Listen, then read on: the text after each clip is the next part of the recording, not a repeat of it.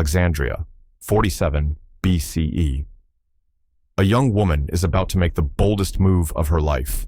Outside the palace, Julius Caesar's Roman army controls the city. Inside, a 21-year-old Cleopatra is preparing to smuggle herself past enemy lines, rolled inside a carpet. But to understand why a royal queen would risk everything on such a desperate gamble, we need to go back to her childhood and the dangerous world that shaped her. Growing up in Alexandria's royal palace, young Cleopatra learned early that power was a deadly game. She watched her family tear itself apart through assassination, betrayal, and civil war. Her father, Ptolemy XII, was driven from his throne. Her older sister, Berenice, seized power and was later beheaded. 3 of her siblings would eventually try to kill her, but Cleopatra had advantages her siblings didn't. While they focused on palace intrigues, she spent her days in Alexandria's great library. There, surrounded by the greatest collection of knowledge in the ancient world, she developed the weapons that would keep her alive: her mind, her wit, and her understanding of power. By age 14, she could debate with philosophers in 9 languages. She studied military strategy, economics, and the art of royal propaganda. Most importantly, she learned what her Greek ancestors had forgotten. To rule Egypt, you needed to understand Egypt. She became the first of her dynasty in 300 years to learn the Egyptian language.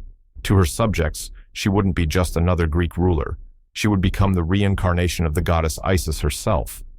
At 18, she became co-ruler with her 10-year-old brother, Ptolemy XIII. But the real power lay with her brother's advisors, ambitious men who saw the young queen as a threat. Within 3 years, they had driven her from Alexandria. Many thought her story was over. They were wrong.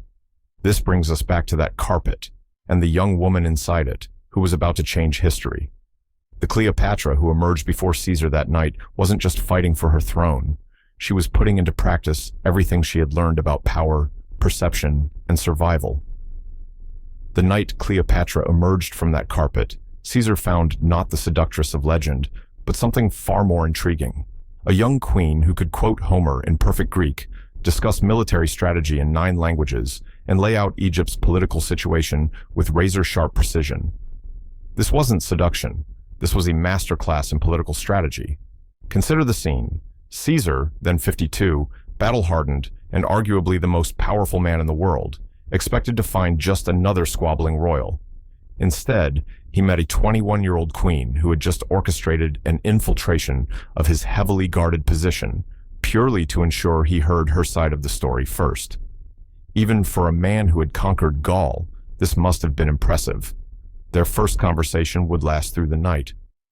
While Hollywood imagines romance, the reality was a fascinating political dance. Cleopatra presented clear arguments for why supporting her, rather than her brother, would better serve Rome's interests. She demonstrated deep knowledge of Rome's grain supply needs, which Egypt could fulfill. She showed understanding of Roman politics that went beyond what most foreign rulers grasped. But most brilliantly, she read Caesar himself. She recognized in him not just power, but ambition, a man who saw himself as more than just another Roman general. When she spoke of Alexandria's greatness, of Alexander's dream of uniting East and West, she was speaking a language Caesar understood. Here was a man who wept at Alexander's tomb, wondering if he had achieved enough in life. Their resulting relationship would be one of history's most fascinating political partnerships. Cleopatra maintained a careful balance, ally but not servant, partner but not subordinate. She secured her throne and expanded Egyptian power, all while carefully maintaining Egypt's independence. When she bore Caesar a son, Caesarion, it was both a personal bond and a diplomatic masterstroke. Throughout these years, we see Cleopatra at her most brilliant, strategic, measured, and always clear-eyed about power dynamics. She learned from Caesar, studying how he handled power, managed rivals, and built loyalty. But crucially, she never lost herself in the relationship. She remained, first and foremost, Egypt's queen. Then came the Ides of March, 44 BCE.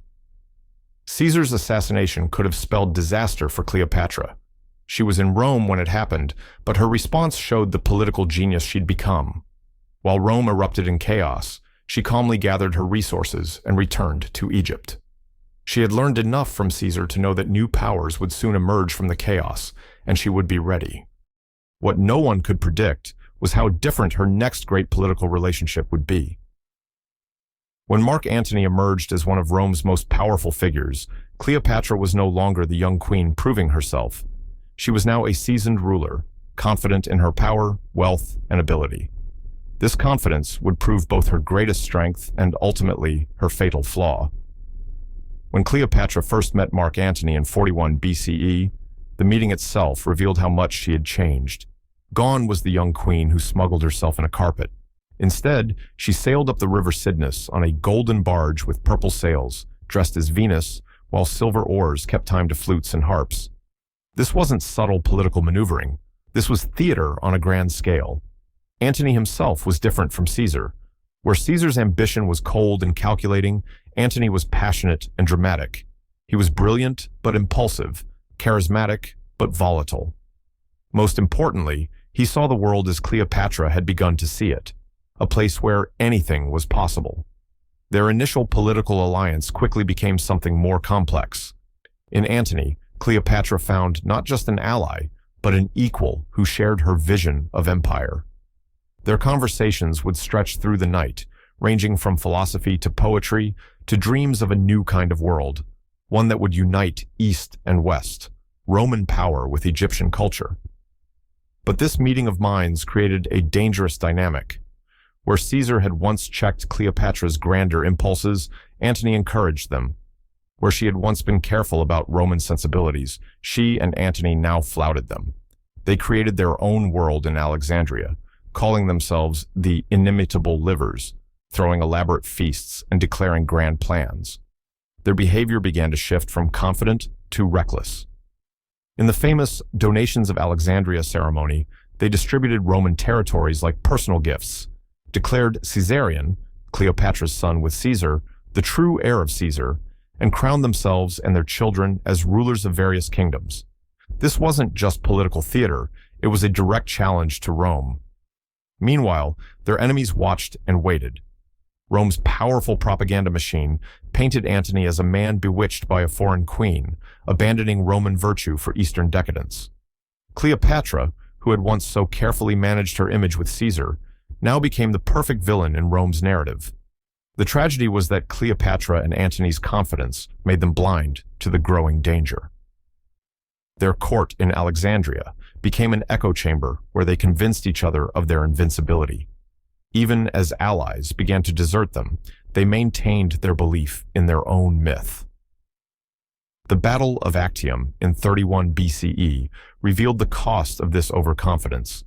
Their tactical decisions were compromised by grandiosity. They built massive ships that proved too unwieldy, insisted on Cleopatra's presence, which complicated command, and maintained a strategy that relied more on spectacle than military effectiveness. After their devastating defeat at Actium, Cleopatra and Antony fled back to Alexandria. The confidence that had defined their relationship began to crack.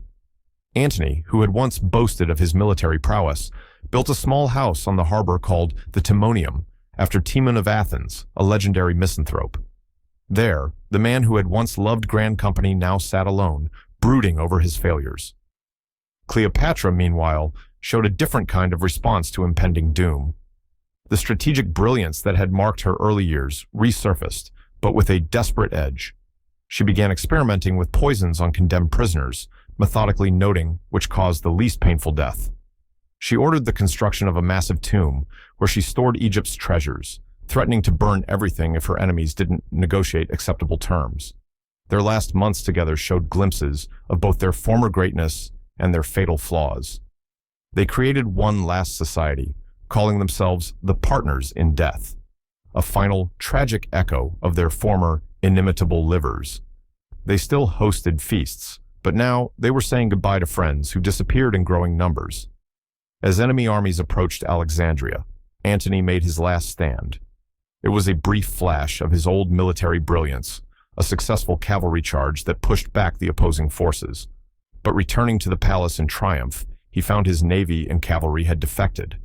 The man who had once commanded Rome's legions now stood virtually alone. Cleopatra retreated to her tomb with her treasures and a small group of servants. When word reached Antony that Cleopatra was dead, a false report, he fell on his sword.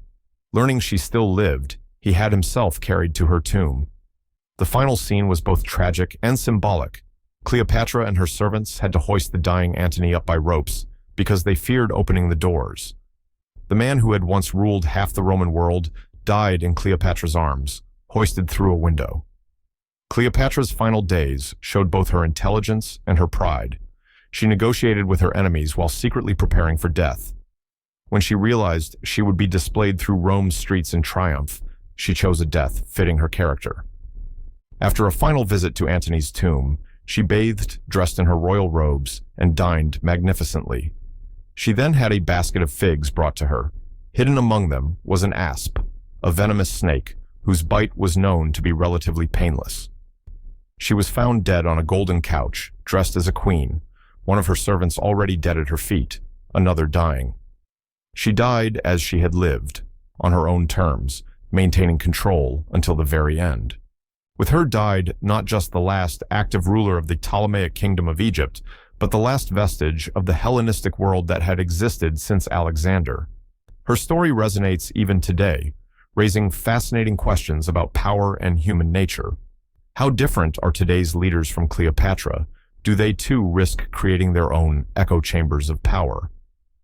When we see modern leaders' dramatic rises and falls, are we perhaps watching the same patterns that played out in ancient Alexandria? And perhaps most intriguingly, in our age of carefully curated social media images and global politics, has the game of power really changed that much since a young queen rolled herself in a carpet to meet Caesar? Speaking of Caesar, if you're curious about how his assassination changed the course of history and ultimately affected Cleopatra's fate, check out our video on Caesar's final days in the link below. If these questions intrigue you as much as they intrigue us, make sure to hit subscribe and join us for more deep dives into history's most fascinating stories. Leave a comment below with your thoughts. We'd love to hear your perspective on how Cleopatra's story connects to our world today.